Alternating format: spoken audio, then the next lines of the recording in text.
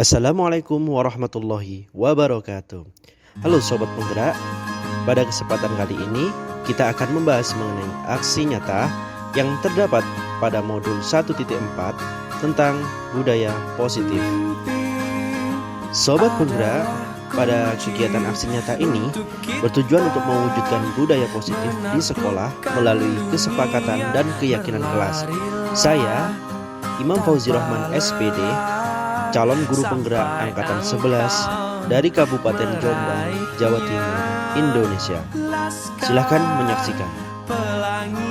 Sobat Penggerak, sebelum kita masuk kepada materi inti, latar belakang dari aksi nyata ini adalah menurut Ki Hajar Dewantoro tentang tujuan pendidikan, yakni dengan menuntun semua kodrat yang ada pada murid untuk mencapai keselamatan dan kebahagiaan.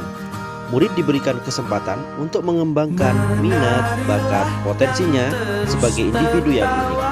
Di lain sisi, guru atau pendidik wajib memberikan tuntunan dan pedoman kepada murid agar tidak kehilangan arah dan menentukan kemerdekaan dalam belajarnya. Sekolah sebagai bagian dari pusat pendidikan, tempat tumbuh dan berkembangnya karakter murid, dan salah satunya dengan adanya keyakinan kelas ini. Dengan itu, maka perlu dibahas adanya aksi nyata untuk mensosialisasikan budaya positif bagi guru di sekolah. Dalam kesempatan ini, tujuan dari adanya aksi nyata ini ada dua tujuan. Yang pertama, yakni mewujudkan murid yang mempunyai karakter positif sesuai dengan profil pelajar Pancasila. Yang kedua, mewujudkan budaya positif di sekolah ini nilai-nilai kebajikan universal. Sobat Penggerak, ada tolak ukur yang ada dalam materi ini ada 3 jenis. Yang pertama, terbentuknya kelas impian melalui kesepakatan kelas dan keyakinan kelas yang dibuat oleh murid dan guru atau wali kelas. Yang kedua, murid melaksanakan kesepakatan dan keyakinan kelas secara konsisten. Dan yang terakhir, ketiga, semakin kuatnya karakter positif dalam diri murid antara lain religius, disiplin, tanggung jawab, gotong royong, peduli, kreatif, mandiri, dan bernalar kritis sesuai dengan proyek Pancasila.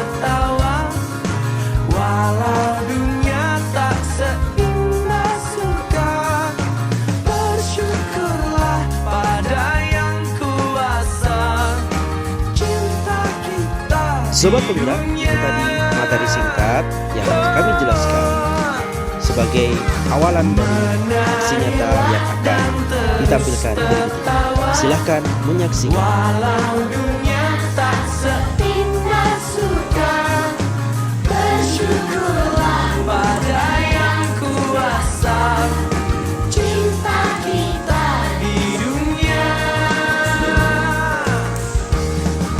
Assalamualaikum warahmatullahi wabarakatuh.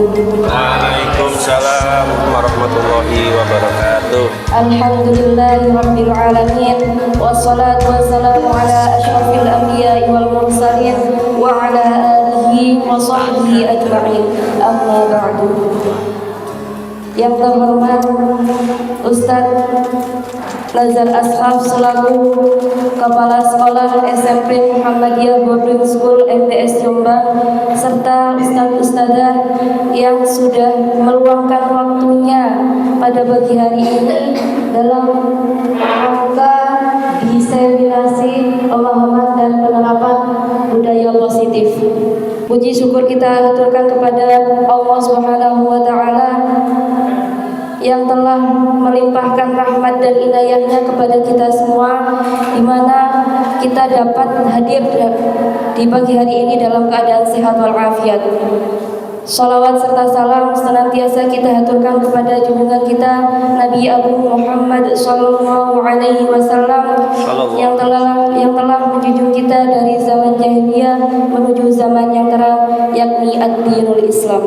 Selanjutnya kami ucapkan terima kasih kepada Ustaz-Ustazah yang telah meluangkan waktunya demi memenuhi undangan kami. Semoga acara pada pagi hari ini bisa berjalan lancar. Amin, amin ya rabbal alamin.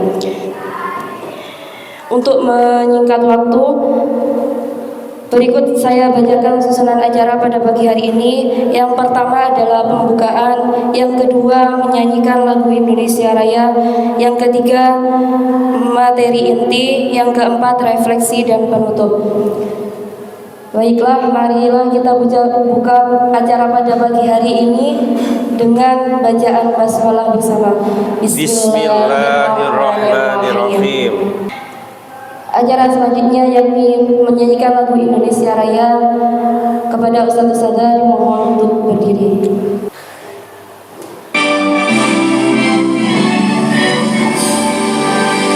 Indonesia tanah airku, tanah tumpah darahku. Di sanalah aku berdiri, jadi pandu hidupku. Indonesia kebangsaanku, bangsa dan tanah airku. Marilah kita berseru, Indonesia bersatu.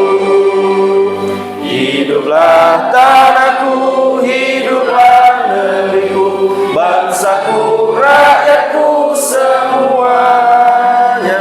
Bangunlah jiwanya, bangunlah untuk Indonesia Raya. Indonesia Raya, merdeka, merdeka, tanahku, negeriku yang ku cinta. Indonesia Raya, merdeka, merdeka, hiduplah Indonesia Raya. Indonesia Raya, merdeka, merdeka, tanahku, negeriku yang ku cinta. Indonesia Raya, merdeka, merdeka, hiduplah Indonesia Raya. Hadirin dimohon duduk kembali. Acara selanjutnya yakni sambutan yang akan disampaikan oleh Bapak Kepala Sekolah, Bapak Nazar Ashraf SPDGR. Dipersilahkan. Bismillahirrahmanirrahim. Assalamualaikum warahmatullahi wabarakatuh. Waalaikumsalam warahmatullahi wabarakatuh. Alhamdulillah, wassalatu wassalamu ala rasulillah wa ala alihi wa man tabi'ahum bi ihsanin ila yaumil amma ba'du. Yang saya hormati Bapak Ibu beserta Ustadz Ustazah SMP Muhammadiyah Boarding School Jombang. Syukur alhamdulillah karena pada hari ini kita semua masih diberikan kesehatan, diberikan kenikmatan sehingga kita bisa berjalan sampai di ruangan ini tanpa hambatan apapun. Kedua kalinya sholawat serta salam tetap kita curahkan kepada Nabi Agung Muhammad SAW, karena beliaulah saat ini kita bisa berada di ruangan yang sama dengan iman yang sama, yakni Adinul Islam. Bapak Ibu guru, Ustadz Ustazah, kalau kita baca hari ini itu dari ada diseminasi pemahaman dan penerapan budaya positif. Bapak Ibu guru dan Ustadz Ustazah, alhamdulillah dari guru kita yaitu Ustadz Imam Fauzi Rohman sudah berapa bulan Pak ini kegiatannya? 2 bulan. Sudah 2 bulan. Sudah 2 bulan ini melaksanakan pendidikan guru penggerak. Bapak Ibu guru dan Ustadz Ustazah, kita harus apresiasi Ustadz Imam Fauzi Rohman karena di antara Bapak Ibu guru, beliaulah yang saat ini bisa lolos di CGP. Tepuk tangannya. Jadi kegiatan guru penggerak ini saya yakin nanti akan memiliki pengalaman-pengalaman yang berbeda dari Bapak Ibu guru yang tidak memiliki belum mengikuti. Jadi saya harap kita harus punya kemampuan untuk mengikuti apa yang sudah dilakukan oleh Ustadz Imam Fauzi Rohman. Kalau kita mengibaratkan diri kita, ini kalau di filosofi pendidikan nasional oleh Bapak Ki Hajar Dewantoro, jadi kita ibaratkan diri kita sebagai guru ini adalah tanah, dan anak-anak didik kita itu adalah tanaman. Jadi kalau kita ingin anak-anak kita hebat, maka tanahnya ini juga harus disuburkan dulu. Sebagus apapun tanaman, apabila tanahnya gersang, apakah bisa tumbuh dengan baik, Bapak Ibu? Tidak bisa. Maka dari itu tanah ini harus kita suburkan. Ya kita ini, kita harus bisa mengupgrade diri kita. Kita upgrade, salah satunya adalah dengan mengikuti kegiatan guru penggerak. Saya yakin nanti output dari Ustadz Imam Fauzi Rohman ini sangat berbeda. Jadi pengalaman-pengalaman dari teman-teman yang ada di guru penggerak itu sangat berbeda. Maka dari itu Pak Imam nanti setelah kegiatan ini saya harap bisa biaskan ke teman-teman. Saya harap bisa, karena kalau kita lihat di sini itu guru kita itu merupakan guru yang semuanya masih muda-muda. Semuanya masih muda-muda. Saya yakin kalau kemampuan mereka punya semua. Nanti saya tuh PR-nya Pak Imam adalah bagaimana nanti bisa mempengaruhi teman-temannya, harus semua guru-guru MBS 100% harus ikut CGP semua. Ini nanti ya. Karena apa? Biar tercipta anak-anak kita yang cerdas, dan juga ketika ikut kompetisi di level-level nasional provinsi itu bisa menyabet juara-juara. Tentunya itu dimulai dengan gurunya, ya. Harus ada budaya positif. Maka dari itu ketika saya sebagai kepala sekolah mengingatkan panjenengan untuk mengikuti kegiatan untuk berdisiplin di sekolah, mari kita harus punya sikap positif. Harus dimulai dari diri kita. Nah, kalau kita sendiri semisal tidak bisa diingatkan, bagaimana kita akan mengingatkan anak-anak? Bagaimana kita memberikan contoh ke anak-anak? Karena guru ini adalah teladan bagi murid-muridnya. Seperti itu Pak Imam dan teman-teman guru yang lain. Jadi saya harap Pak Imam, jadi untuk kegiatan-kegiatan ini nanti sering-seringlah di-share ke Bapak Ibu guru. Biar nanti tidak hanya Pak Imam saja yang pinter, tapi semuanya ini bisa pinter semua nanti. Seperti itu. Jadi mungkin itu saja yang bisa saya sampaikan. Semoga ini bisa memberikan semangat kepada Bapak Ibu guru semua untuk selalu mengikuti kegiatan-kegiatan, entah itu CGP, ada juga kemarin itu PKG, ada PKG. Itu jenengan ikuti semua. Saya sebagai kepala sekolah di sini sangat bangga apabila nanti Bapak Ibu guru semua bisa mengikuti kegiatan-kegiatan itu semua. Siap Ustaz. Siap, Siap Bapak Ibu guru? Siap. Kalau saya lihat semangatnya kayaknya setelah ini lolos CGP semua ini. Amin, amin, amin ya rabbal alamin. Baik, mungkin itu saja yang bisa saya sampaikan. Namun sebelum saya tutup, izinkan saya untuk membuka acara diseminasi pemahaman dan penerapan budaya positif. Baik, dengan mengucapkan Bismillahirrahmanirrahim, acara diseminasi pemahaman dan penerapan budaya positif resmi saya buka.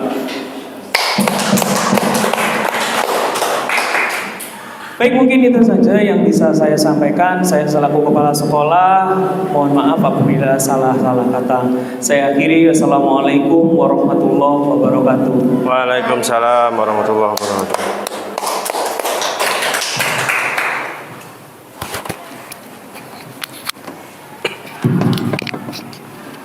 Terima kasih disampaikan. Baiklah, memasuki acara inti yang ini adalah materi yang akan disampaikan oleh Ustadz Imam Fauzi Rahman. Kepada beliau kami persilahkan.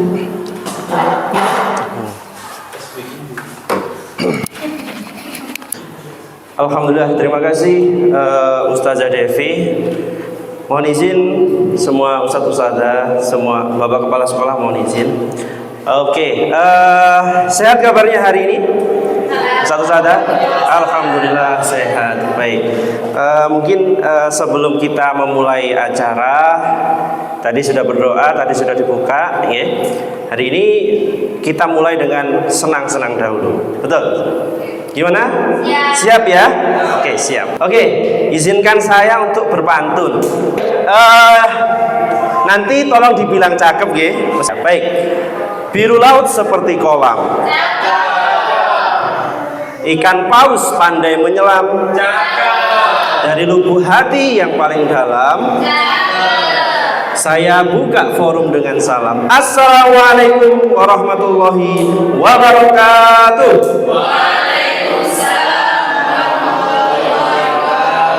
Subhanallah, luar biasa ya. Hari ini adalah pengimbasan bagi teman-teman CGP termasuk saya. Alhamdulillah ada 4 teman CGP ini. Insya Allah nanti jenengan jangan bosan-bosan untuk bisa mengikuti diseminasi sampai ke 4 kali. Insya Allah ada yang seperti itu nanti, karena undangannya tergantung harinya. Begitu Ustaz-Ustazah. Kalau memang di hari itu ada panjenengan, mungkin ya jenengan selalu ikut kan seperti itu ya. Oke, next Ustazah. Oke, sebelum saya nanti masuk ke materi, di sini izinkan saya menyampaikan diseminasi. Diseminasi itu sama artinya praktek baik, betul. Menyampaikan best practice yang sudah terjadi pada saat saya sebagai CGP atau sebagai PGP melakukan kegiatan baik itu di kelas maupun di sekolah. Nanti akan ada tayangan-tayangan video yang insya Allah bisa memberikan visual panjenengan, tidak hanya penyampaian dari saya. Oke, begitu. Nah, diseminasi pemahaman dan penerapan modul budaya positif. Mohon maaf, tadi setelah saya salam, saya lupa mukadimah. Saya mulai dulu ya. Pertama, mari kita panjatkan puji syukur kita kehadirat Allah atas nikmat sehat. Kemudian salawat dan salam kita haturkan kepada junjungan kita Nabi Muhammad SAW. Yang saya hormati Bapak Kepala Sekolah, mohon izin Bapak. Yang saya hormati juga rekan-rekan sejawat, ada dari unsur KAUR, ada dari tata usaha, dari Bapak Ibu guru, dari tim Al-Quran Umi, dari tim media. Oke, izinkan saya melanjutkan lagi Ustaz-Ustazah. Jadi ada 2 hal yang akan saya sampaikan, paparkan. Yang pertama adalah pemahaman. Pemahaman ini nanti izinkan saya, bukan saya orang yang sudah pinter, bukan. Tapi kita di sini juga sama-sama belajar. Cuman saya memberikan apa yang sudah saya lakukan untuk disampaikan ke panjenengan. Masalah paham nanti sambil kita sama-sama memahaminya bersama. Nah, itu makna dari pemahaman. Kemudian yang kedua mengenai penerapan. Nah, di penerapan ini nanti Ustaz-Ustazah, saya ingin memperlihatkan praktek baik apa ya yang sudah saya lakukan untuk anak-anak. Nah, ini agar nanti juga bisa memotivasi kita semua sebagai seorang pendidik. Ketika menemui seorang murid di kelas, ada yang males, ada yang suka terlambat, atau ada yang suka berkelahi, misalkan seperti itu. Begitu nggih? Oke, next. Saya dari CGP angkatan ke-11. Jadi selama proses PGP itu pendidikan guru penggerak, itu angkatan 11 sama angkatan 10 digabung jadi satu, dan sekolah kita ada 4 guru penggerak. Ada yang memfasilitasi saya ketika saya butuh bantuan, fasilitatornya namanya Bu Ika. Ada salah satu yang bisa bertatap muka langsung ketika pada saat kita praktek di kelas, ketika praktek di luar, berkolaborasi dengan sekolah-sekolah lain. Saya bisa berkomunikasi dengan ibu pengajar prakteknya dari Ibu Putri Setianingati. Nah, ini berasal dari lembaga sekolah lainnya. Oke, next Ustazah. Nah, ada pattern kedua. Nah, ini kelihatannya sudah mulai lesu, letih kayaknya ya, baru mendengarkan. Ini belum setengah jam ya. Ada yang sudah ngantuk sepertinya Ustadz Fauzi ini, luar biasa ngantuknya. Tadi malam mungkin belum sarapan. Ya, monggo sambil dinikmati jajan yang ada di depan. Ya, nggak apa-apa sambil mendengarkan saya berdiseminasi ya. Oke. Sekali lagi mohon diucapkan cakep ya kalau ada setiap baitnya. Oke. Biarkan kayu menjadi abu. Abunya putih bagaikan susu. Selamat datang Bapak Ibu. Tetap semangat, jangan lesu. Semangat ya. Oke, semangat. Oke. Jangan di next dulu. Ini saya minta bantuan Ustadz Andi, bisa maju ke depan, Ustadz. Ustadz Andi. Mungkin Bapak Kepala Sekolah dulu. Bapak Kepala Sekolah mohon izin. Kalian Ustadz Andi, monggo Ustadz. Ke depan dulu. Ngapunten nggih Ustadz. Ngapunten. Mohon izin Ustadz. Sama Ustadz siapa namanya? Misbah. Mungkin berjejer. Ustadz Askaf di depan, ngadap ke sana nggih. Ustadz Andi di belakangnya, kemudian Ustadz Misbah di belakangnya. Monggo, ngapunten nggih. Ustadz Kepala Sekolah, Bapak Kepala Sekolah di depan nggih. Oke, Ustadz. Yang lain nanti dipraktekkan. Ini contoh saja nggih. Mohon izin nggih untuk bisa live demo pertama untuk memberi contoh teman-teman. Kita ice breaking dulu. Oke, kita senang-senang dulu nggih sebelum melihat presentasi. Monggo Ustazah, di next Ustazah. Ini ada senam maju mundur, mohon dilihat dulu. Nanti mau dipraktekkan. Boleh sambil bergerak, monggo. Oke. Ya. Oke. Oke, siap. Oke, cukup Ustaz. Cukup, dipaus dulu.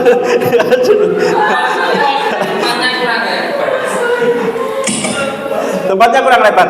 Oke, Ustaz sudah paham ya ice breaking-nya. Nanti kurang lebih seperti itu.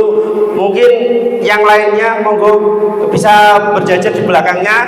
Ustazah setelah ini kalau memang sudah selesai yang putra ganti yang putri ya. Kita coba ya. Betul. Mohon maaf Ustadz, Bapak Kepala Sekolah gitu. Saya ajak meloncat-loncat pagi ini biar kita sama-sama semangat. Oke Ustazah, kita putar ice breaking ini biar semangat di pagi ini menggelora. Oke. Siap ya, 1, 2, 3. Putar gini ya Ustaz. Putar.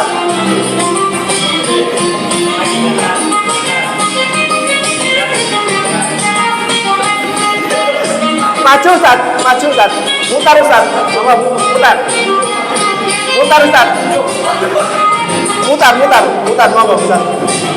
Iya, putar.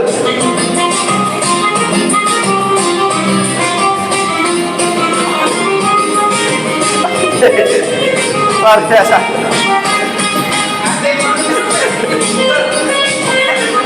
Oke. Saya di belakang ya.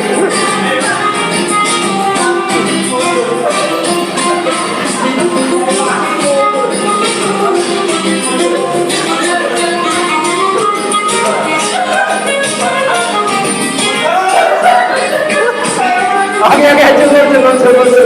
Terima kasih Ustaz. Terima kasih. Luar biasa, gitu. Ini serasa nggak adil kalau hanya kayaknya menggos-menggos ya Ustaz. Gitu. Alhamdulillah. Nah ini Ustaz, mohon izin ya. Beginilah CGP, kita harus seru. Oke, kita nggak boleh monoton di dalam pembelajaran. Saya pun menggos-menggos Ustaz. Yang cewek biar juga semangat ya. Mungkin kalau nggak mau loncat-loncat divariasi apalah boleh ya. Tapi seperti itu koreonya. Monggo dipimpin Ustazah Nabilah ya. Ustazah Nabilah di depan sebagai komandannya. Monggo komandan. Monggo Ustazah. Ya boleh, kalau lompat juga boleh. Monggo Ustazah. Monggo Ustazah. Ustazah, monggo Miss Ais dan jajarannya monggo lanjut. Maju saja, nggak usah muter. Ternyata kurang besar. Oke, saya nggak ikut ya. Sudah tadi. Oke, Ustazah Oke guys, siap guys. Biar adil semuanya ice breaking. Kalau jantungnya sudah berdebar, kelihatannya Pak Misbah ini tadi jantungnya sudah berdebar. Enggak apa-apa. Monggo Ustazah di play. Oke, siap. 1, 2, 3. Oke.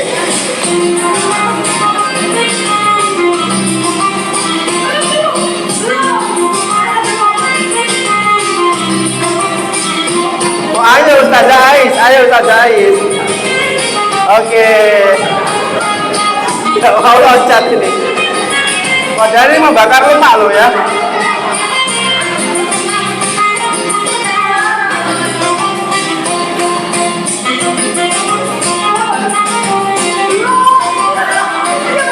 Oke, cukup Ustazah. Oke. Masya Allah, saya sampai kering ya karena ketawa. Terima kasih Ustazah. Ice breakingnya agak menantang. Oke. Saya lihat Pak Askaf, mohon maaf kepala sekolah. Tadi dengan kondisi loncat ini sudah membakar berapa 0,0 kalori ya. Pak Andi, Ustaz Andi. Kalau Ustaz Andi sudah biasa karena mungkin dari penjaskes, ya. Kita ini yang nggak pernah olahraga ini ya. Oke, alhamdulillah jantung kita sudah berdebar. Saya kira sudah nggak ngantuk lagi. Baik, siap dilanjut ya? Oke, siap. Oke, satu saja. Sebenarnya penyampaian saya ini ada hubungannya dengan materi. Jadi budaya positif itu didukung dengan 4 materi hal yang semuanya berkaitan. Yang pertama,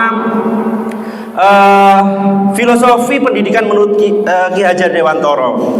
Jadi kita ini di SMP, di SMA, di lembaga-lembaga mulai dari tingkat rendah sampai tingkat tinggi, semua sudah menerapkan kurikulum merdeka. Dan kurikulum merdeka ini pelopornya siapa?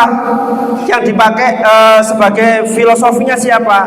Yaitu Ki Hajar Dewantoro. Dengan apa yang sudah disampaikan Bapak Kepala Sekolah tadi, menganalogikan bahwa seorang murid itu seperti benih yang ditanam di dalam tanah. Benih itu nggak akan tumbuh subur ketika tidak ada faktor dari luar yang bisa menggerakkan. Ya, faktor dari dalam memang berpengaruh, ya, seperti kecerdasan, emosional, kemudian spiritualnya itu berpengaruh. Tetapi akan ada hal yang sangat mempengaruhi, utamanya adalah dari tanah tadi. Kemudian tanah tadi diperlakukan, tanah itu sebagai tempat pijakan di sekolah ini. Kemudian yang memperlakukannya siapa? Ya kita sebagai ustadz ini, memberikan mereka teladan dan sebagainya. Itu adalah salah satu dari konsep Ki Hajar Dewantoro. Sebenarnya banyak sekali ya. Nanti mungkin kita sambil sharing agar tidak monoton dalam proses diseminasi ini. Yang kedua, setelah kita memahami bahwa filosofi Ki Hajar Dewantoro, maka kita harus paham ada nilai-nilai dan peran seorang penggerak, seorang guru. Penggerak di sini maksudnya seorang guru, pendidik. Kita itu harus sadar, Ustaz-Ustazah, bahwa guru itu apa sih perannya? Terus apa sih nilai-nilai yang harus ditanamkan? Tentunya nilai-nilai di sini ada salah satunya adalah menjadi seorang yang bisa digugu dan ditiru. Itu makna dari guru, ya. Inovatif, dan kunci utamanya kalau di CGP itu Ustadz Ustadzah, yang sangat ditekankan adalah bukan terkait konsep. Ingat ya, bukan terkait konsep, tapi terkait kolaborasi. Saya di sini di depan hadapan jenengan semua tidak akan bisa menjalankan ini semua kalau tanpa ada kolaborasi. Kita di sini tidak akan mendapatkan akreditasi A, Ustadz, Bapak Kepala Sekolah. Kalau Bapak Kepala Sekolah tidak mampu menggerakkan kolaborasi di dalamnya, saya yakin seperti itu. Betul nggih? Nah, kolaborasi adalah poin utama dari nilai dan peran guru penggerak. Kemudian yang ketiga, Ustadz-ustadzah, kita sebagai pendidik, maka kita wajib punya yang namanya visi. Ya, visi guru penggerak, visi seorang pendidik. Visinya apa? Nah, setiap orang pasti punya visi. Visi itulah yang nanti akan dibawa, dipahami, kemudian disusun sesuai dengan arah yang akan jenengan lakukan untuk anak-anak. Nah, kalau dari ketiga ini, filosofi sekalian jenengan pahami, kemudian nilai dan peran jenengan pahami, kemudian visi sudah ada melekat dalam diri pribadi kita, maka budaya positif di modul ke 1.4 ini, budaya positif itu akan muncul secara sendiri. Nah, hari ini budaya positif yang kita tanamkan adalah kita sudah mampu berkolaborasi. Tadi Ustadz Andi, Bapak Kepala Sekolah, maju bersama-sama teman-teman, berkolaborasi untuk ice breaking biar berjalan dengan baik, melingkar, memutar, biasa barisannya nggak putus. Nah, itu juga kolaborasi. Nah, itulah budaya positif hari ini yang bisa kita contoh, kita lihat langsung ya, kontekstualnya seperti itu, saudara. Nah, ini awalan prolog sebelum saya masuk ke materi inti yang sebenarnya saya akan menjelaskan pada poin budaya positif yang modul 1.4. Oke, next. Oke, kalau saya jabarkan, kalau kita jabarkan, maka modul budaya positif itu nanti ada berapa itu? Ada 7. Ini sangat banyak sekali. Saya 1 jam nggak bisa menuntaskan ini. Jadi nanti kita sama-sama belajar inti-inti saja, ya. Yang pertama terkait perubahan paradigma belajar. Jadi kita ini ada kurikulum baru Merdeka Belajar ini. Paradigmanya sudah berbeda, Ustadz-ustadzah. Paradigma kurikulum K13 kemudian dengan kurikulum yang terbaru, kurikulum Merdeka, ini berbeda. Di kita, di sekolah kita ada kurikulum UMI, ada kurikulum nasional, ada kurikulum diniyah. Semua punya peranan masing-masing, punya paradigma yang berbeda-beda, betul kan? Nah, inilah yang bisa kita satukan, nanti bisa akan membentuk budaya positif.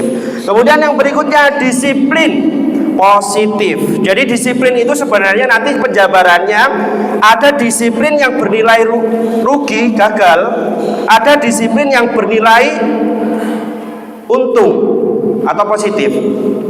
Jadi nanti di dalam poin disiplin positif akan saya terangkan inti dari cakupannya apa. Kemudian ada kebutuhan dasar manusia.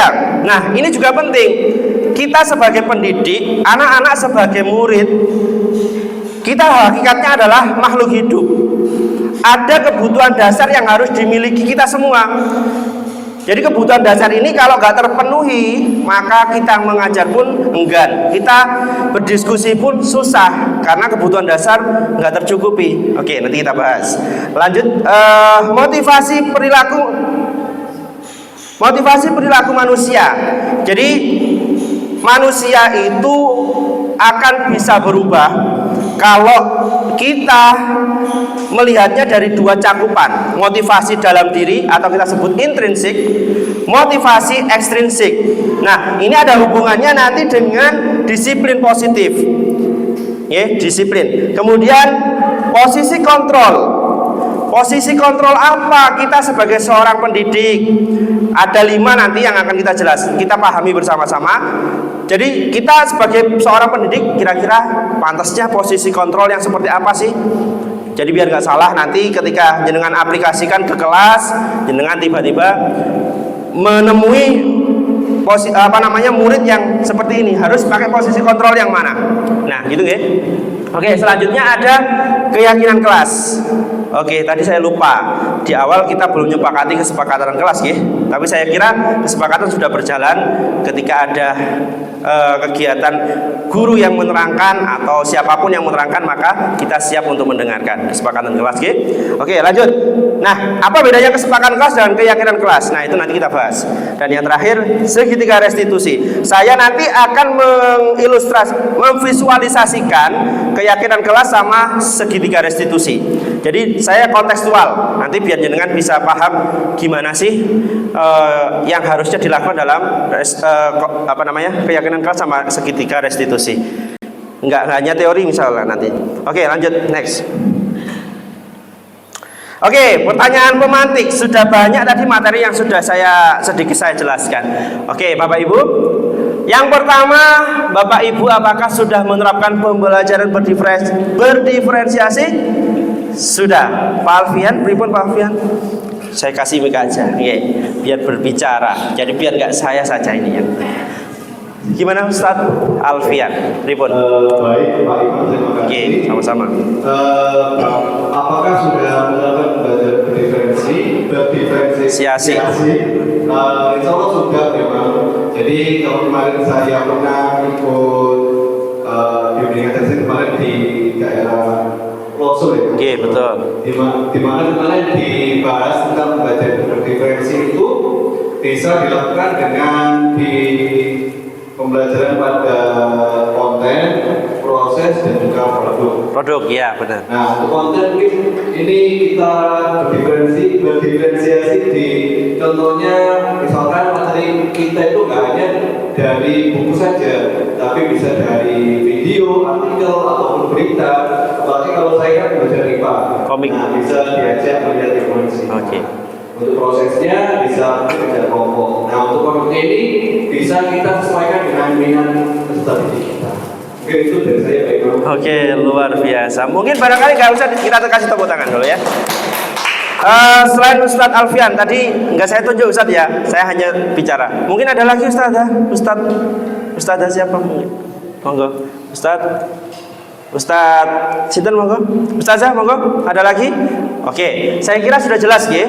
Jadi poin pertama yang dijelaskan Ustadz Alfian itu luar biasa. Jadi betul sekali. Kalau kayak gini, Bapak Ibu gurunya menang ya sebagai fasilitator saja ya. Muridnya sudah pintar-pintar. Oke, selanjutnya Bapak Ibu apa sih manfaat yang didapatkan dari penerapan pembelajaran berdiferensiasi? Banyak ini manfaatnya. Monggo Ustazah. Kalau ustadznya tadi sudah, ayo ustazahnya jangan sampai kalah. Oh, Ustazah Aizatul, monggo. Miss Ais, guru bahasa Inggris. Monggo Ustazah. Oke, terima kasih. Mohon maaf suaranya terserak. Nggih. Manfaat yang didapatkan dari penerapan pembelajaran berdiferensiasi menurut pengalaman saya, salah satu manfaat, mungkin manfaatnya banyak ya Pak, tapi salah satu manfaat yang pertama itu memadai gaya belajar dari peserta didik. Berdiferensiasi ini artinya kan berbeda-beda, membedakan mana anak didik yang gaya belajarnya auditori, kemudian visual dan kinestetik. Nah, memadai gaya belajar sesuai dengan minat dan bakat dan juga kebiasaan atau cara mereka belajar itu seperti apa. Nah, setelah keluar dari gaya sesuai dengan gaya belajar mereka, maka mereka akan asik atau merasa pembelajaran itu menyenangkan, tidak melulu menjelaskan pembelajaran dari Bapak Ibu guru. Salah satu penerapan pembelajaran berdiferensiasi yang pernah saya lakukan itu adalah dengan menggunakan games, karena memang sesuai dengan filosofi Ki Hajar Dewantara bahwa sebenarnya murid itu belajar itu dengan bermain. Jadi kita sebagai bapak ibu guru harus bisa memodifikasi atau berinovasi bagaimana cara menciptakan pembelajaran yang menyenangkan. Salah satunya adalah dengan bermain. Tentunya bermain harus sesuai dengan modul, bukan modul, sesuai dengan tujuan pembelajaran dan juga materi yang disampaikan. Tidak perlu hanya bermain saja, tapi ada penjelasan atau pengaruh dari materi yang diajarkan. Seperti itu. Oke. Terima kasih luar biasa, Masya Allah. Kita kasih tepuk tangan Ustazah Ais. Betul, yang disampaikan juga sangat kompleks sekali. Oke, kita lanjut saja, next. Jadi hampir sama. Jadi pembelajaran berdiferensiasi adalah kalau di sini secara pengertian suatu metode pengajaran di mana guru menggunakan berbagai cara yang berbeda untuk memenuhi kebutuhan individu setiap siswa sesuai dengan karakter yang harus kita garis bawahi di sini. Sesuai dengan karakter, tingkat kemampuan, kemudian minat dan gaya belajar. Ini berdiferensiasi. Jadi kita nggak boleh hanya menerapkan di dalam pembelajaran sebagai seorang pendidik. Di dalam pembelajaran itu hanya satu garis besar tok dengan metode ceramah, nggak bisa tersampaikan. Maka harus bervariasi, dimodifikasi, inovatif. Itu sangat tinggi sekali peranannya. Oke, lanjut next. Berikutnya, apa sih manfaatnya? Saya sebutkan hanya 3 saja yang disebutkan oleh saudari Miss Ais tadi sudah luar biasa, ya. Salah satunya sudah tercakup di sini ya tadi, pertumbuhan yang merata untuk semua siswa. Ini cakupannya merata. Pembelajaran itu nggak tersentral hanya 1-2 anak atau kelompok kecil gitu aja, tapi berdiferensiasi, semua memiliki perbedaan. Mereka kita rangkul bagaimana caranya anak-anak ini biar bisa menerima apa yang kita sampaikan. Pak, pembelajarannya menjadi lama dong. Ya tidak. Jadi kita garis besarnya yang harus kita sampaikan, gitu ya. Kemudian yang kedua, pembelajaran yang menyenangkan. Miss Ais tadi memberi contoh dengan sebuah games, betul? Nah, bisa jadi dengan praktikum, dengan kalau bahasa Indonesia bisa melalui apa? Drama, bisa melalui puisi dan sebagainya. Nah, kalau penjaskes bisa menggunakan ice breaking juga bisa, loncat-loncat seperti tadi. Nah, itu juga bisa. Ya, banyak sekali caranya. Kemudian yang ketiga, pembelajaran yang dipersonalisasi. Bukan dis loh ya, tapi di. Artinya di itu dipersonalisasi. Personal itu kan perorangan ya. Jadi pembelajaran berdiferensiasi itu mencakup seluruhnya, harus diawasi. Tidak hanya satu orang dengan metode ini cocok semuanya diratakan dengan metode itu, tidak. Nggih, paham nggih? Itu berdiferensiasi. Oke, next. Sebagai pembuka saja ya Ustazah. Oke.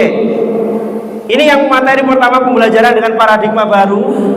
Ki Hajar Dewantoro dirancang berdasarkan prinsip pembelajaran berdiferensiasi sehingga setiap siswa belajar sesuai dengan kebutuhan dari tahap perkembangannya untuk mewujudkan profil pelajar Pancasila.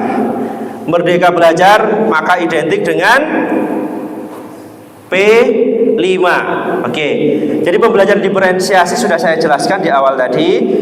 Jadi dalam paradigma baru kurikulum merdeka ini yang sangat diusung adalah terkait P5, proyek penguatan pelajar Pancasila. Oke, next.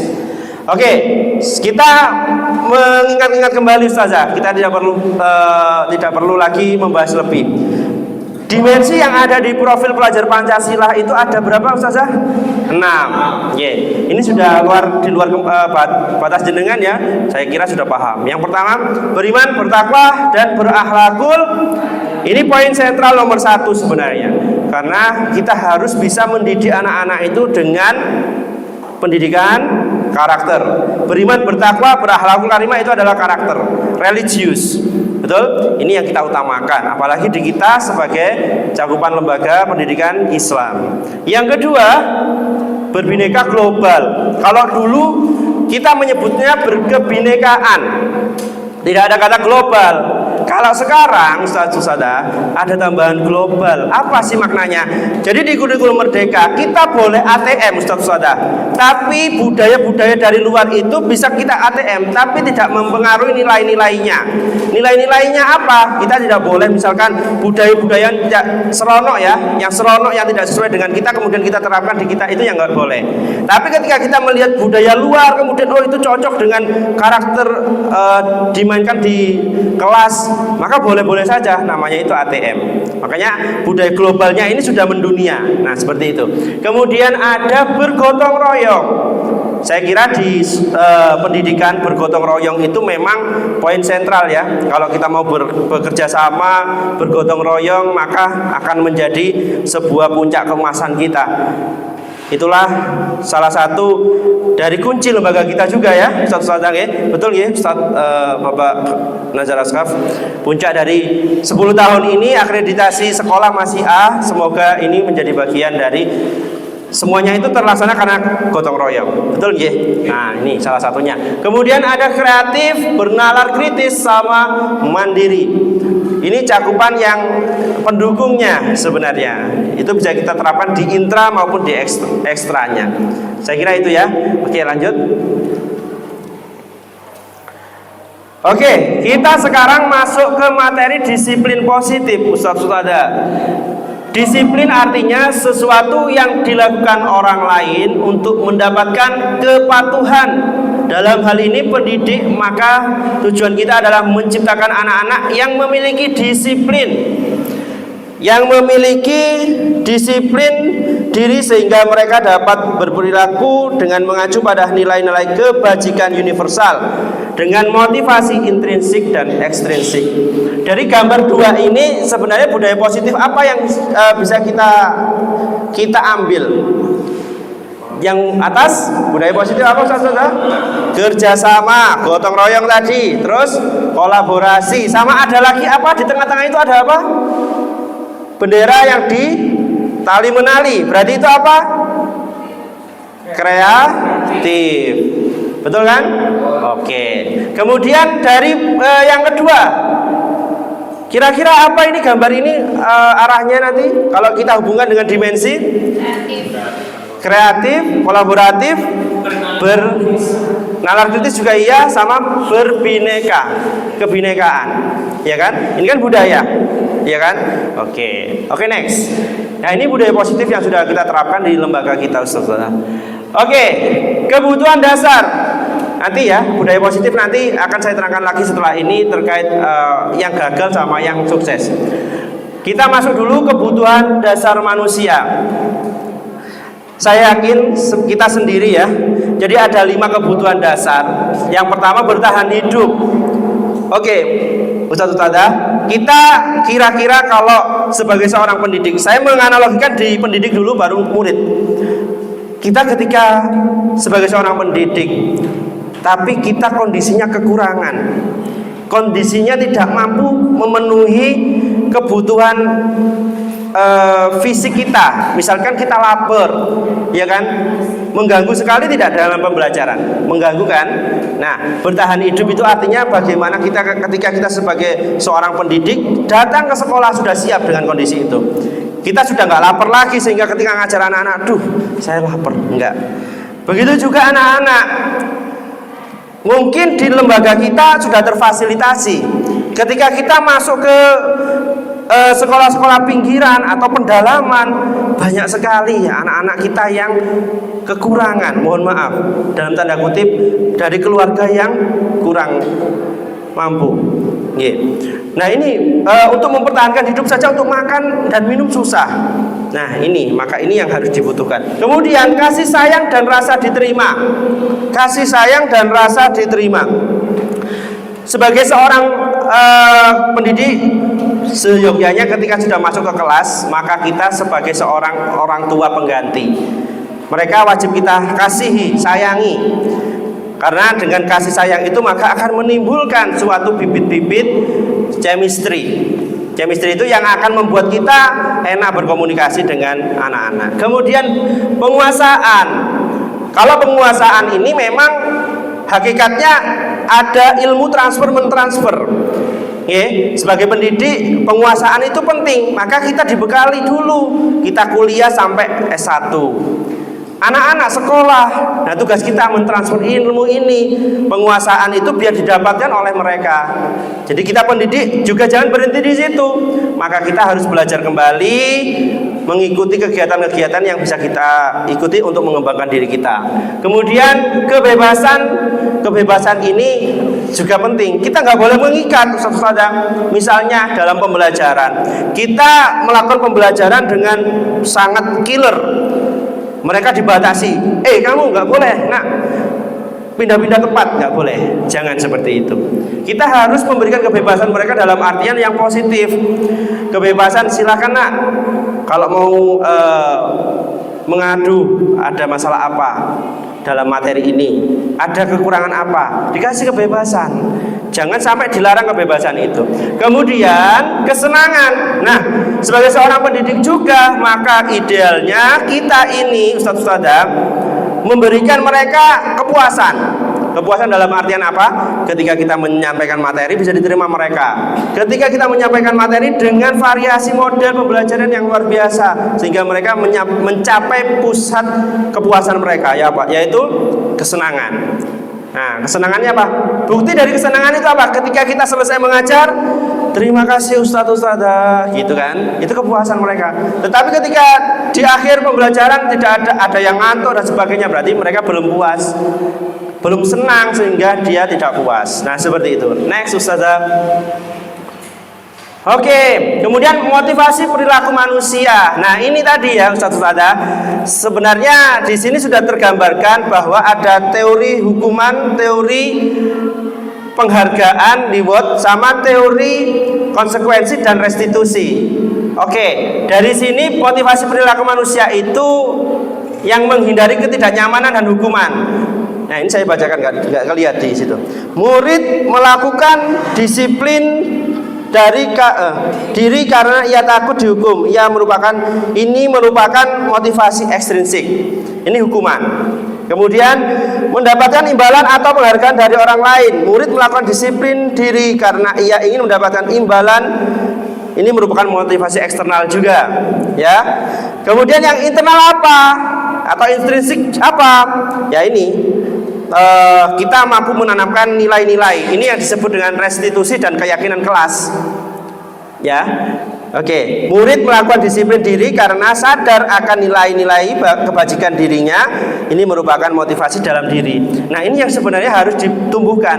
Memang sewaktu-waktu kita boleh ya melakukan motivasi ekstrinsik atau eksternal. Tetapi yang sangat berbekas untuk anak-anak adalah motivasi internal. Next. Oke, ini yang saya bilang di awal tadi bahwa ada konsep disiplin identitas gagal. Hukuman sama apa Ustazah? Penghargaan. Ini merupakan suatu identitas gagal. Kenapa? Hukuman, kita lihat. Hukuman itu membuat anak-anak merasa sakit, menyakitkan. Kemudian tidak nyaman, menyebabkan murid takut atau trauma, memaksa. Kemudian murid menyembunyikan kesalahannya. Jadi murid itu tidak, ketika dihukum semakin kasar, maka semakin nggak mau, iya kan? Dan bahkan dia malah bisa berbohong. Nah, kemudian murid juga menjadi rendah diri. Nggak ada harganya murid ini nanti kalau kita melakukan konsep hukuman. Ini tidak bisa kita lakukan kalau di dalam teori pendidikan. Kemudian penghargaan. Ini juga kurang efektif karena ini eksternal motivasinya, yaitu satu, tidak efektif, kemudian kedua merusak hubungan. Akan muncul sifat iri. Iya kan? Ketika misalkan satu kamu jenengan tanya, kemudian jenengan kasih 10.000 misalkan. Kita ibaratkan dengan materi. Kemudian yang satunya bisa jawab lagi tapi jenengan nggak kasih, akan muncul keirian. Dan seperti inilah akan terjadi ketika kita mengikuti pola disiplin gagal, ya, identitas gagal. Kemudian mematikan kreativitas, menghukum dengan sistem ranking, merampas hak dan merampas hak menghargai dirinya. Jadi seperti itu. Jadi ini kita sekarang sudah paham bahwa sebagai seorang guru, dua ini harus kita hindari. Karena ini identitas gagal dan sering sekali saya dulu menerapkan ini. Tapi ketika alhamdulillah kita sama-sama pengimbasan bahwa ketika di kelas, ketika kita ada yang mungkin guru BP ya, guru konseling, maka ini harus diterapkan. Gak boleh kita langsung tes seperti itu. Ada caranya nanti. Oke, lanjut. Kemudian konsep disiplin yang kedua adalah disiplin sukses. Nah ini konsekuensi sama restitusi. Kalau kita bicara konsekuensi, ini sebenarnya masuk sukses, tetapi belum maksimal. Karena ini tidak akan bertahan lama kalau konsekuensi. Dan ini juga sangat butuh butuh sekali monitoring. Seperti di situ dijelaskan. Konsekuensi itu penguatan jangka pendek, nggak bisa kita terus menjadikan itu sebagai sistem. Kemudian perlu monitoring berkelanjutan. Kemudian murid menghormati peraturan, keahlian waktu untuk merenungi kesalahan. Jadi ini nggak bisa kalau kita masukkan sistem dan kita pakai jangka panjang, itu nggak bisa. Tapi kalau kita kesepakatan atau dengan cara restitusi, maka ini yang akan bisa bertahan lama dan kita masukkan ke sistem. Restitusi itu murid bertanggung jawab untuk perilakunya, fokus pada pemecahan masalah jangka panjang, murid menghormati dirinya dan orang lain. Kemudian ada hal teori kontrol. Nah ini yang nanti harus saya terangkan. Teori kontrol inilah nanti yang bisa menjalankan restitusi. Kemudian murid bersemangat memperbaiki kesalahan. Oke, next ya. Ustaz Sada, halo. Sepertinya sudah. Oke, berdiri dulu Ustaz Sada. Nggak apa-apa ya, agak panjang ya Ustaz Sada, nggak apa-apa. Ya. Oke, kita berdiri dulu. Oke, nggak apa-apa di situ masukkan. Oke, Ustaz Sada. Oke, Ustaz Sada, coba sekarang kita ke depan dulu ya. Kita sekarang coba senyum selama 30 detik. Iya, senyum lebar. 1, 2, 3. Kelihatan giginya Ustaz. Memang awalnya terpaksa Ustaz Sada, tapi nanti ada yang nyengir-nyengir. Oke, luar biasa sudah. Terima kasih. Terima kasih ya. Oke, monggo duduk kembali Ustaz. Oke, lanjut ya. Sekarang kita masuk ke pengertian restitusi. Nah, kalau sudah masuk restitusi berarti kita sudah dekat dengan selesai Ustaz ya. Sudah berapa jam Ustaz Alfian? Sudah 1 jam? Belum ya? Oke, pengertian restitusi. Oke, kita bahas. Restitusi adalah proses menciptakan kondisi bagi murid untuk memperbaiki kesalahan mereka sehingga mereka bisa kembali pada kelompok mereka dengan karakter yang lebih kuat. Oke, kemudian ciri restitusi bukan menebus kesalahan, namun belajar dari kesalahan. Jadi kita nggak boleh ya menjadi dari kesalahan ini kemudian ditebus, nggak boleh. Tapi kita harus menanamkan belajar dari kesalahannya. Nanti ambil solusinya bagaimana. Kemudian yang kedua, memperbaiki hubungan. Misalkan ini yang kedua, kalau ada anak bertengkar, nah ini tugasnya sebagai seorang guru, maka kita merestitusi dia. Ayo nak, baikan. Ini memperbaiki hubungan. Di saat itu juga atau besoknya mungkin di hari berikutnya, ketika dia masih dalam keadaan emosi, jangan diajar restitusi, maka tidak akan jadi apa-apa. Kemudian tawaran bukan paksaan. Nah ini tawaran. Kalau tawaran berarti mereka yang membuat, bukan kita ya. Kemudian menuntun untuk melihat ke dalam diri, mencari kebutuhan dasar yang mendasari tindakan, fokus pada karakter bukan pada tindakan. Karakter yang diutamakan. Kemudian yang terakhir, menguatkan dan fokus pada solusi. Nah ini yang terakhir, ketika kita merestitusi, misalkan ada anak yang berantem, maka di akhir kita ada solusinya gimana nak. Ini bukan dari diri seorang guru yang menyelesaikan, tapi ini nanti pakai teorinya restitusi, yaitu mereka yang akan membuat solusi sendiri, begitu. Oke, next. Oke, kita lanjut ya. Tadi sudah saya terangkan ini, mungkin karena perbedaan sudah juga bisa dipahami. Di next saja, lanjut pada ini aja. Nah, posisi kontrol. Oke, Bapak Ibu, 5 posisi kontrol ketika kita melakukan restitusi itu sangat penting. Jadi kita sebagai seorang guru, maka kita harus paham ini. Masalah ini kita harus pakai teori kontrol yang bagaimana? Jadi yang pertama sebagai penghukum, guru sebagai penghukum.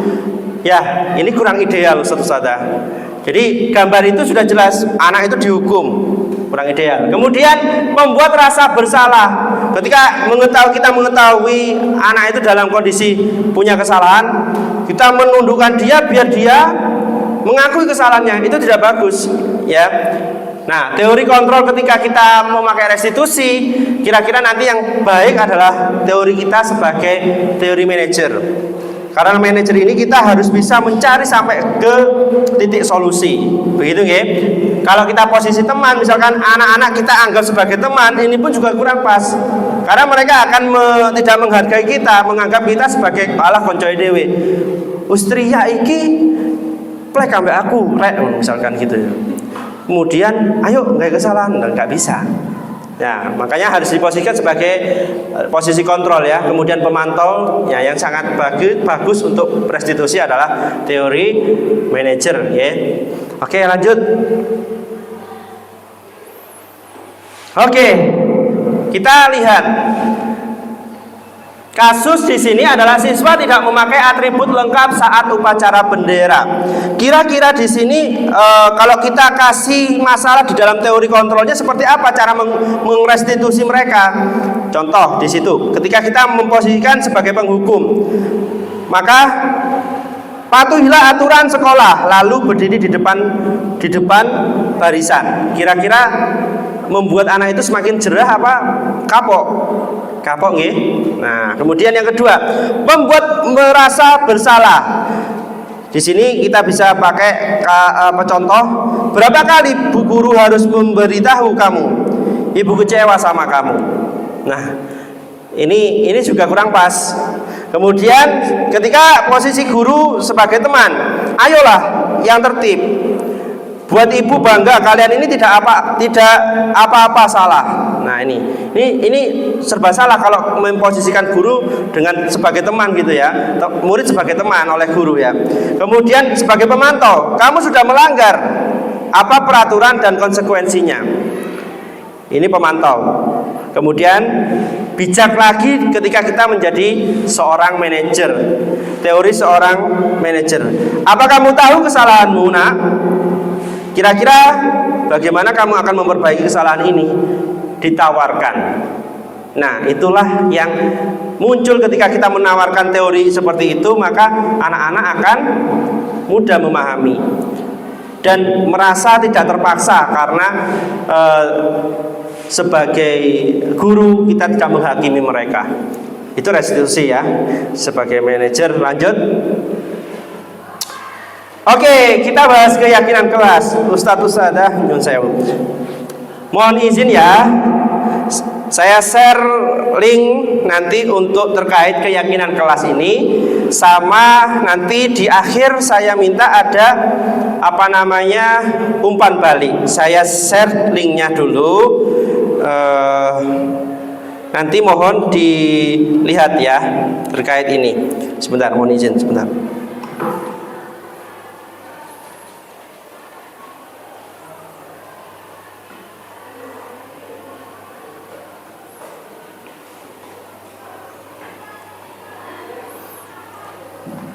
Mohon maaf belum sempat tadi ya mau share, saya share sekarang saja.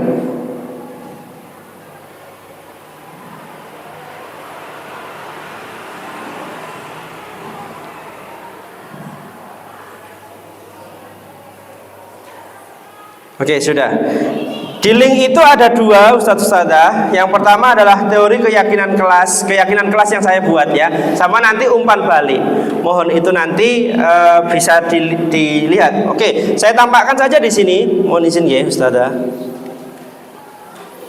Oke. Ini adalah teori keyakinan kelas. Ini praktek baik Ustadzah yang saya buat di kelas 9C. Oke, sementara fokus di sini karena sudah saya bukakan, oke. Nanti dilihat lagi ketika di luar forum ini aja mungkin ya. Oke, ini adalah keyakinan kelas. Sambil saya menerangkan, sambil contoh yang sudah saya terapkan di kelas. Apa sih keyakinan kelas? Tentunya keyakinan kelas itu berbeda dengan peraturan kelas, berbeda dengan kesepakatan kelas. Kalau yang namanya keyakinan kelas, maka sudah pasti di situ ada kebersamaan. Jadi membuat keyakinan kelas itu diawali dari kesepakatan. Kita membuat kesepakatan dulu. Anak-anak, dari kesepakatan ini maka kita patenkan sebagai keyakinan kelas. Kita sepakati bersama untuk keyakinan kelas. Jadi keyakinan kelas adalah kesepakatan yang sudah kita sepakati secara bersama-sama untuk dijadikan keyakinan kelas. Itulah bedanya. Berbeda sekali dengan peraturan. Kalau peraturan murni dari salah satu pihak, sehingga larinya adalah anak-anak tidak bisa membuat secara bersama-sama, begitu ya. Nah, oke. Ini adalah contoh satu keyakinan kelas.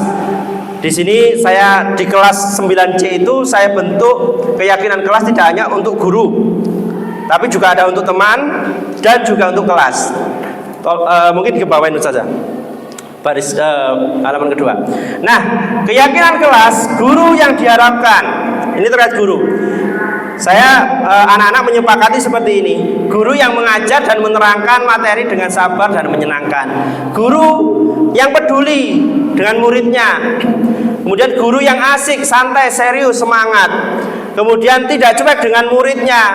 Dan yang terakhir, guru yang apa itu? Guru yang selalu inovatif dan tidak membosankan. Ini mereka yang membuat. Jadi semuanya ini awalnya memang mereka tidak bisa membuat dengan kalimat positif. Tetapi kita sebagai guru, cirinya untuk membuat keyakinan kelas maka dibuat positif. Oke, buat kalimat positif. Lanjut, bawahnya. Ini yang guru. Untuk teman bagaimana ya? Oke, untuk teman yang seperti ini. Teman yang asik, baik, ramah, bukan ramah pancing ya, ramah ya, dan dapat menjaga perasaan lainnya. Kemudian teman yang rajin piket. Ternyata piket itu kayaknya juga menjadi mereka ya. Makanya muncul di situ teman yang rajin piket. Berarti kesimpulan saya, asumsi saya di kelas itu piket itu momok, sangat berat gitu loh. Makanya muncullah seperti itu. Kemudian teman yang suka mensupport dalam kebaikan. Kemudian ada teman yang rajin bayar kas. Lah, bayar kas ini juga mau lagi bagi saya. Muncul di saya, di keyakinan kelas saya. Oke, saya masukkan saja ya. Kemudian yang terakhir, teman yang mau bekerja sama. Nah, oke, ini dari keyakinan kelas terkait teman. Kemudian yang terkait kelas bagaimana? Coba lihat. Keyakinan kelas yang terkait lingkungan kelas yang diharapkan. 1. Bersih, indah, dan nyaman. Mereka memposisikan seperti ini. Kemudian suasananya tenang dan kondusif ya. Kemudian yang terakhir seru, kompak, dan inovatif. Nah, ini semuanya adalah di awal saya masuk, saya buat peraturan kelas seperti ini. Ini untuk materi IPA loh ya. Saya tidak tahu di luar itu mereka punya keyakinan kelas yang untuk universal atau bagaimana, saya belum menanyakan. Oke, lanjutnya next. Oke, terima kasih ya. Kembali lagi ke presentasi yang awal di slideshow yaitu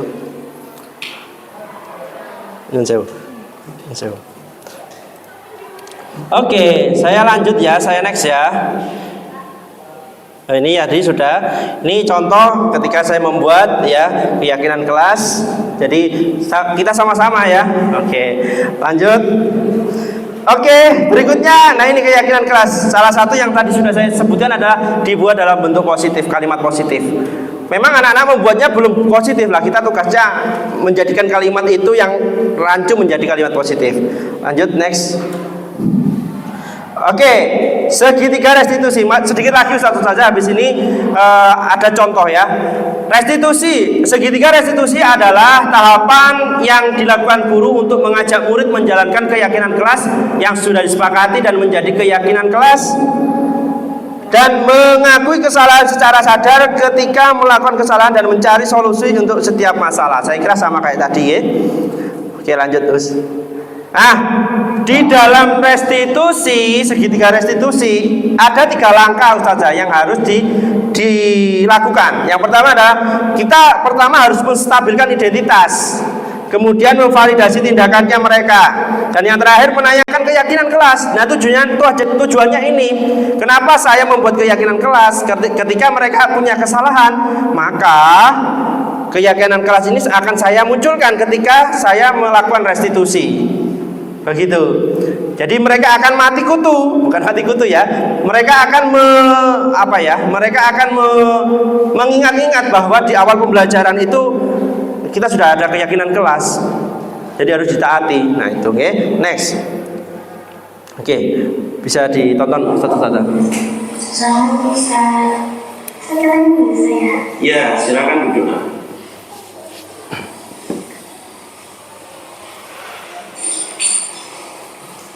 Ini contoh restitusi kasus pertama. Waalaikumsalam warahmatullahi wabarakatuh. Iya Kaila. Ini tadi dapat panggilan ya, sama guru Biket ya. Iya. Kamu saya minta ke sini. Sudah tahu ya Kaila kenapa? Iya. Iya. Kemarin Ustadz itu ada jam di kelas kami. Iya kan. Kemudian Ustadz karena ada kesibukan, Ustadz tidak bisa hadir. Ya, Ustadz rapat di sekolah lain. Ya, dan kebetulan pada saat itu pas waktunya mengajar di kelas kamu sehingga Ustadz tinggalnya. Oke. Kayaknya saya dengar kabar kalau Nah, ini posisi menstabilkan identitas. Iya, itu posisinya jam kelima ya setelah istirahat. Iya. Nah, kayaknya kenapa kok bisa terlambat? Soalnya saya makan di kantin besar. Nah, kantin itu banyak beli, jadinya saya antri dulu. Dan juga tadi pagi saya belum sempat sarapan. Oh gitu, jadi terlambat. Iya. Sebenarnya terlambat itu manusiawi ya, nah ya. Cuman kalau itu diulang berkali-kali maka tidak boleh dan tidak wajar. Karena hakikatnya manusia sebenarnya selalu melakukan kesalahan, tapi dari kesalahan itu sebenarnya harus selalu introspeksi, ya kan? Karena waktu itu Ustaz masih ingat kita bersama teman-teman juga membuat keyakinan kelas, betul nggak? Yes. Masih ingat nggak keyakinan kelas yang kita buat waktu itu? Ya.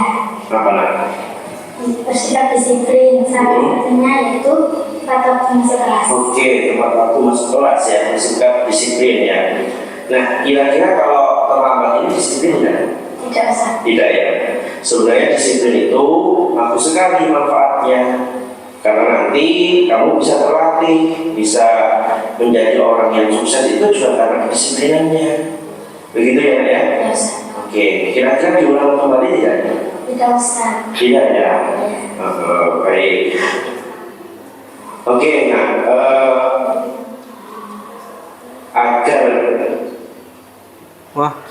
kejadian ini tidak terulang lagi, maka kita akan mulai. Kira-kira solusi yang bisa kamu terapkan ke depannya akan tidak terlambat bagaimana? Saya akan sarapan saat pagi. Berarti di rumah sarapannya? Iya, terus? Saya akan nanti duluan kalau kantin. Oh gitu. Sebenarnya antri itu juga hal positif. Ya, kamu sudah membudayakan gaya antri. Bagus sekali dan Bapak apresiasi. Tetapi nanti solusi yang kamu terapkan itu bisa kamu laksanakan ya. Jadi gimana caranya kamu nggak terlambat lagi dan bagaimana cara antrinya biar cepat gitu ya, Mas. Baik. Sudah paham ya, hari ini Bapak panggil itu yang menjadi masalah karena kamu terlambat. Yes. Oke, baik. Silahkan, karena sudah selesai, kamu sudah mengkonfirmasi ke Bapak, ke Ustadz. Silahkan kembali ke kelas ya. Terima kasih. Iya, Bapak. Jangan ulang lagi ya. Ya. Assalamualaikum. Waalaikumsalam. Ya. Oke, jadi seperti itu ya. Jadi di sini kita ada menstabilkan identitas, kemudian memvalidasi kesalahan dia. Kemudian yang terakhir setelah validasi dia mengakui kesalahannya, baru kita keyakinan kelas diingatkan. Dan di akhir solusi bukan muncul dari saya solusi tadi itu, tapi muncul dari anaknya. Karena dia tadi nggak mengikuti pelajaran, terlambat ya. Karena saya juga pas kesalahan saya karena nggak bisa mengisi jam kelas. Oke, lanjut mungkin yang kedua, terakhir ya Ustaz Ustadzah, terakhir. Ini kasus yang kedua, berantem. Ya,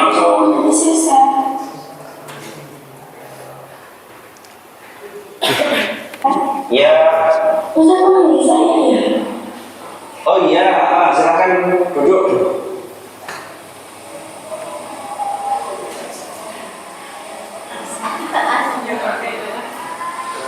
Oke, mau saya sama Kak Ila ya. Iya. Terima kasih sudah datang ya atas panggilan saya. Nah, kalian Ustaz panggil ini karena kemarin Ustaz sempat menuraikan kalian ya. Pada saat itu Ustaz ada di depan perpustakaan, ya kan? Oke. Kemudian teman-teman kalian memanggil Ustaz karena takut kalau kalian sampai berantem. Oke, ini agak panjang Ustaz. Mungkin nanti bisa dilihat sendiri mawon ya. Jadi yang kedua ini restitusi kasus kedua ini terkait dia berantem. Kemudian sama tindakannya sama, solusinya di akhirnya seperti itu. Oke Ustaz, karena sudah panjang sekali dan lama sekali nggih, saya berterima kasih kepada panjenengan semua dengan sabar memperhatikan praktek baik saya dan sudah memvisualisasikan, melihat visualisasi dari praktek saya ya.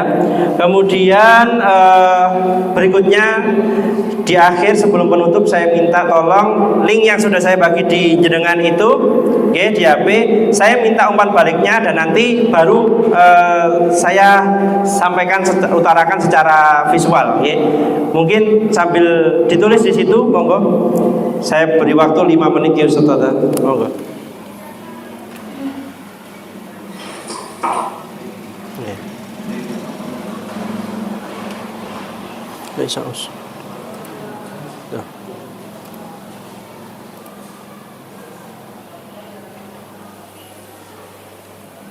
Oke. Di sini muncul kalau jenengan sudah menulis. Subjeknya nama panjenengan, terus isinya nanti umpan balik dari ini.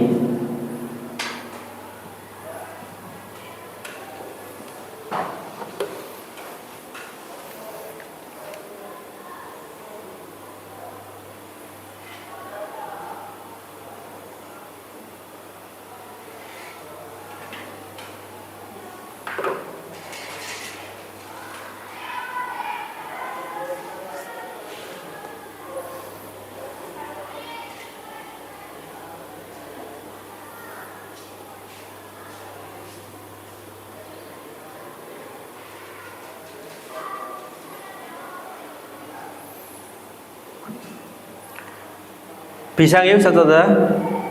Bisa. Oke, sambil kita refresh.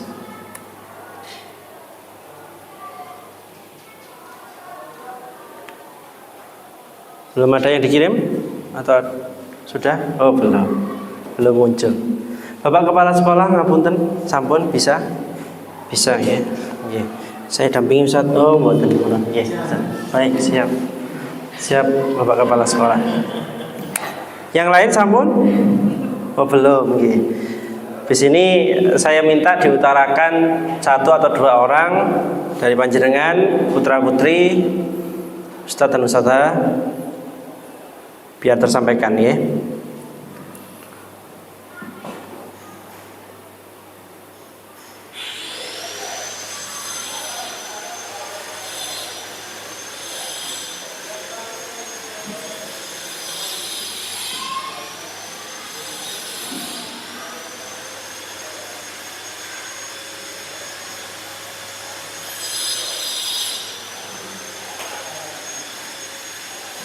Oke, 1 muncul dari Ustazah Ais, luar biasa.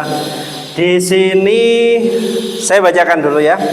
Nanti mungkin ada tambahan, saya minta membacakan sendiri. Sangat mencerahkan dalam hal pelaksanaan penanganan anak mengenai kesalahan dengan menggunakan segitiga restitusi dan menganalisis 5 dasar kebutuhan manusia alasan melakukan kesalahan, karena melakukan tindakan pasti ada alasannya. Moga yang lain muncul. Oh, sudah Pak Alfian, mungkin jaringannya ya agak lelet. Nah, Ustadz Alfian banyak sekali, makanya masuknya juga banyak ya, lama ya. Oke, saya nggak bisa baca satu-satu aja, nanti biar jenengan langsung komunikatif ya. Oke, sambil nunggu teman yang belum dari Ustadznya, barangkali ada masukan, monggo. Umpan balik.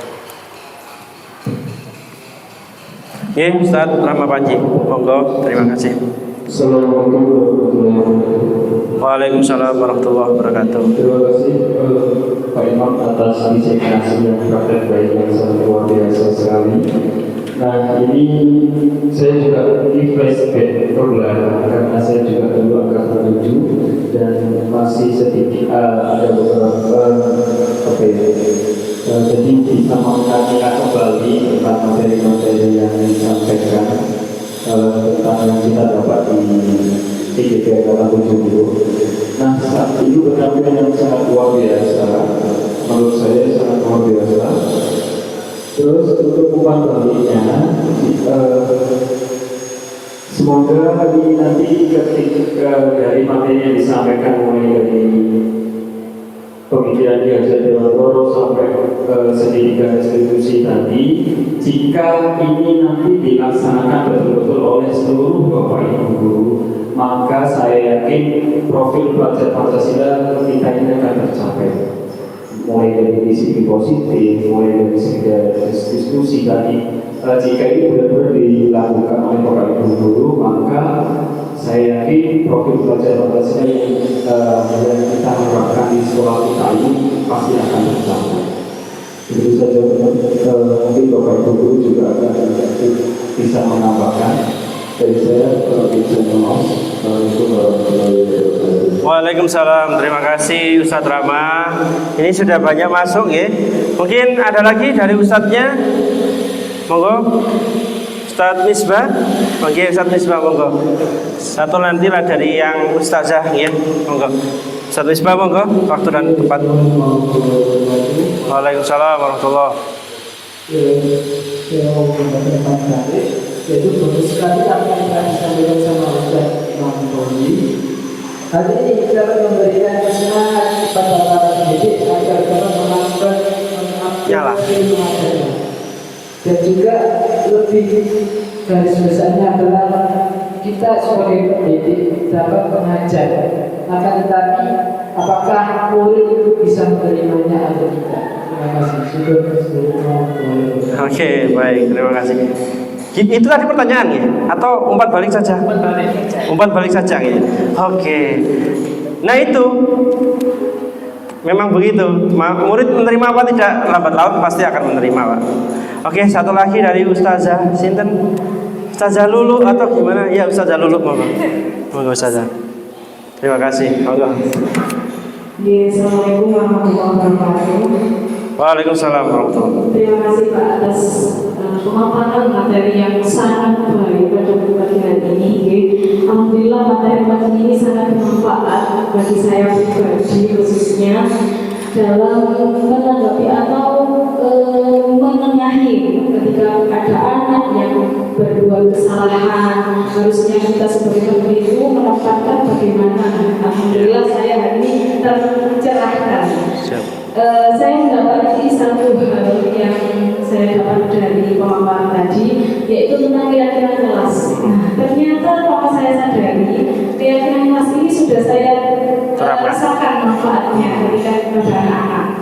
Di awal pembelajaran atau tahun baru pembelajaran itu, saya membuat mengajak anak-anak, ayo kita bikin kesepakatan kelas. Nah, di UMI ada beberapa kelompok. Nah, kebetulan di kelompok saya ada kesepakatan jika yang terlambat, nah anak-anak itu harus mengembalikan meja yang ditata. Jadi mereka mengembalikan yang telat tadi. Nah, saya kasih kesempatan buat mereka bagaimana hukuman ini dijalankan selama berapa hari. Nah, mereka menjawab 1 hari aja terus biar bisa nanti hari selanjutnya yang gantian yang telat. Nah, ada yang kesempatan itu ternyata mereka itu masuk itu lari Pak, maksudnya nggak mau, saya nggak mau telat. Nah, nanti kalau saya telat saya bakal kembalikan meja itu. Nah, ternyata dengan hanya mengembalikan meja mereka juga disiplinnya juga tertata. Jadi alhamdulillah saya bermanfaat sekali yang kelas ini juga dibuat bersama dengan kesepakatan bersama, tidak akan menimbulkan suatu keributan. Betul ya. Terima kasih Ustazah Lulu, umpan baliknya luar biasa. Ternyata dari panjenengan juga sudah menerapkan keyakinan kelas. Satu saja seperti yang saya sampaikan tadi, ini di penghujung acara ya, diseminasi. Mohon maaf jika selama saya berpresentasi di depan panjenengan masih ada tutur kata yang kasar atau salah, mohon dimaafkan dengan dari hati nurani ya. Sebelum kita akhiri, saya ingin menutup dengan pantun, tapi bukan saya, biar enak. Ini pantun biasanya Ustadz ya, lebih cocok nih. Ustadz Andi, saya minta bantuan ke depan Ustadz Andi. Monggo Ustadz Andi. Barangkali sakit berpantun terkait menutup acara ini. Monggo Ustadz. Oke, monggo Ustadz. Sadarkan ini jika ada persiapan Sudah Ustaz dari awal tadi. belum kan aja bapak kepala sekolah yang Oh iya. seperti saya sebelum saya tutup katanya kan disuruh mantu dia tahu identitasnya Pak Imam itu dari Jombang untuk mengikuti JOG dengan banyak bilang catat itu saja. Iya, siap. Sumber botol masalah. Cakep. Wassalamualaikum warahmatullahi